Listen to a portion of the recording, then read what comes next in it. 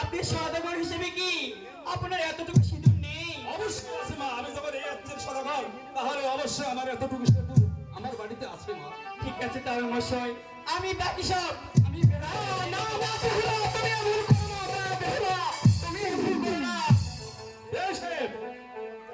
আমি এই শর্তে রাজি।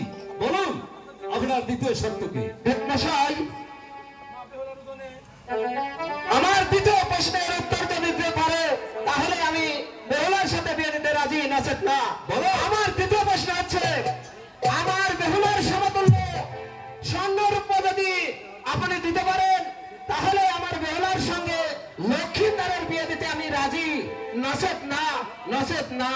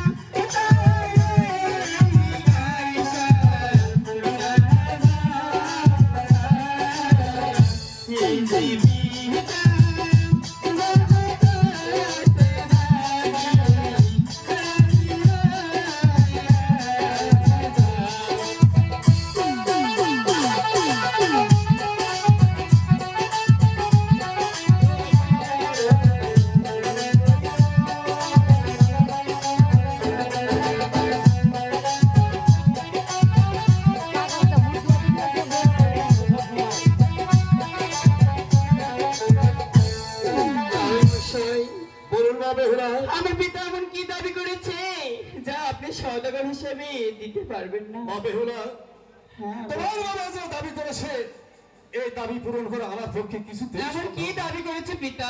মহাবেহুলা, তোমার পিতা দাবি করেছে আমি যদি তোমার ওজনে স্বর্ণ দিতে পারি তবে এই বিয়ে হবে, নচেত এই বিয়ে হবে না। বলুন মা। আপনি সওদাগর হিসেবে আপনার এতটুকু স্বর্ণ নেই? হ্যাঁ আছে মা, আমি যখন এই রাজ্যের সদাগর তাহলে অবশ্যই এতটুকু শুধু তাহলে আমি বাকি সব দেখে নিব। তুমি ভুল আমি যা বুঝি তা তুমি বুঝো না বেহুলা। আমার এক এক করে ছয়টি কন্যা সন্তানকে ওই সদাগরের বাড়িতে বিবাহ দিয়েছি।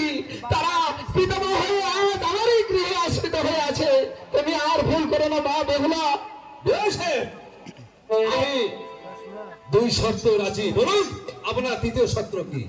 মশাই, আমার তৃতীয় শর্ত হচ্ছে আড়াই মুষ্টি লোহার কালাই যদি আপনি চিবিয়ে হজম করতে পারেন, তাহলেই আমার বেহুলার সঙ্গে লক্ষ্মীদারের বিয়ে দিতে আমি রাজি। নসেত না, নসেত না, নসেত না, নসেত না।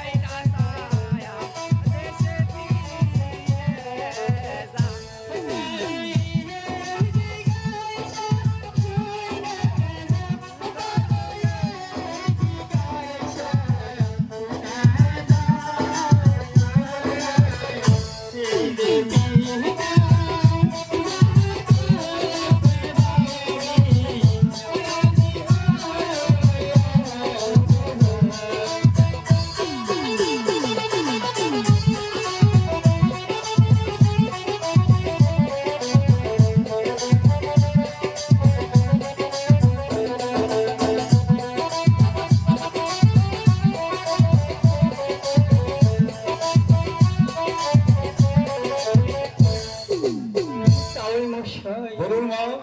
আমার পিতা এমন কি দাবি করেছে যে আপনি সদাগর হিসেবে